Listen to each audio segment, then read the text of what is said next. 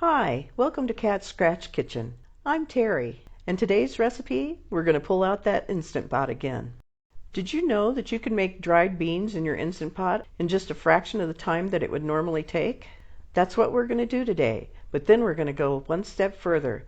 We're going to make those beans into something delicious.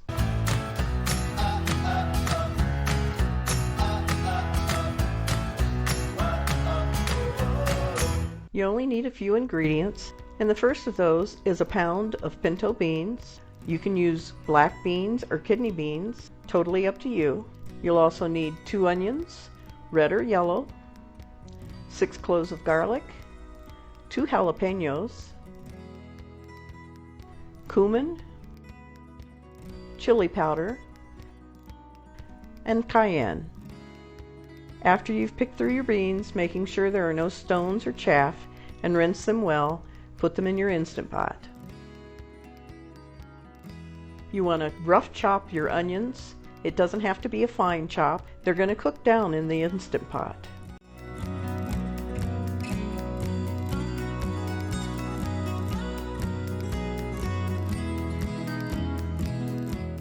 Drop the onions in the Instant Pot and move on to the garlic.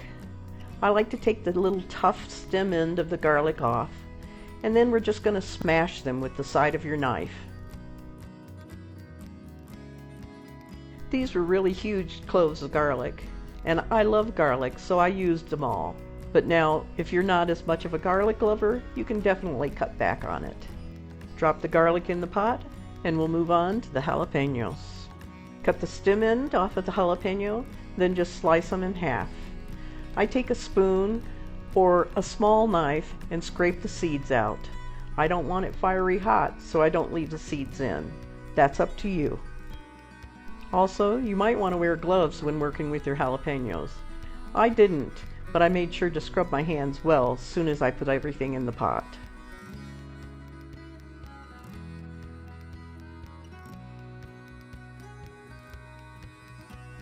Now we're ready for the spices.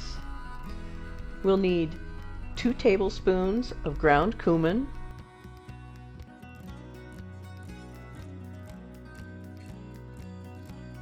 and we'll need 1 to 2 tablespoons of chili powder. Now the chili powder I'm using is the same one that we made together a few weeks ago. I'll put a link for that video in case you want to go back and check it out. And lastly, you need 1 teaspoon of cayenne pepper. Trust me, with the amount of water that's in this recipe, that much cayenne won't make it too hot.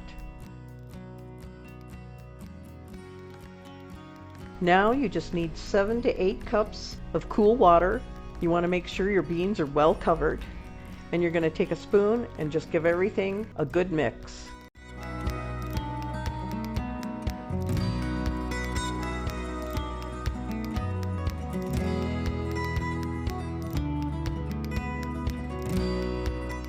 To cook your beans, you just want to put the lid on your pressure cooker, make sure it's locked in place, turn the steam valve to sealed, and set your pressure cooker to manual or pressure, or, as in my case, my manual is actually my bean and chili button. Either way, it needs to be at high pressure for at least 55 minutes.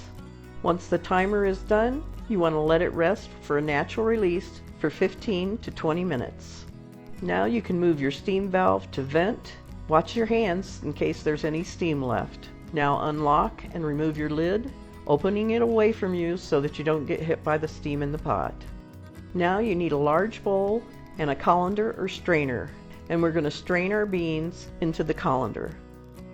Now I let mine drain for just a few seconds because I want some moisture left in my beans. And by not completely letting them dry drain, I end up not having to add the extra liquid back in when I start to process them.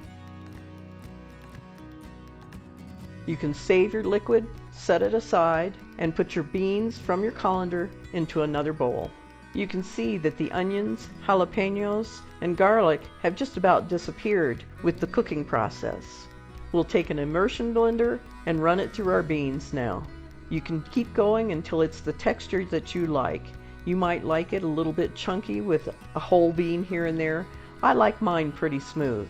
If it's drained too dry, you can use a little bit of your liquid that you set aside to take it back down to the right moisture content. This is where you want to taste your beans. Remember, at the beginning, we didn't add any salt, so this is where you want to add it. Beans always need some salt.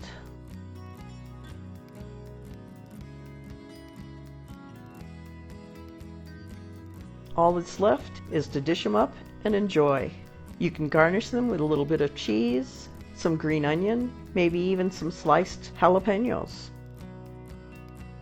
Not only are these refried beans a great side dish for your next Mexican meal, they work great as a chip dip or to put inside a burrito or a taco.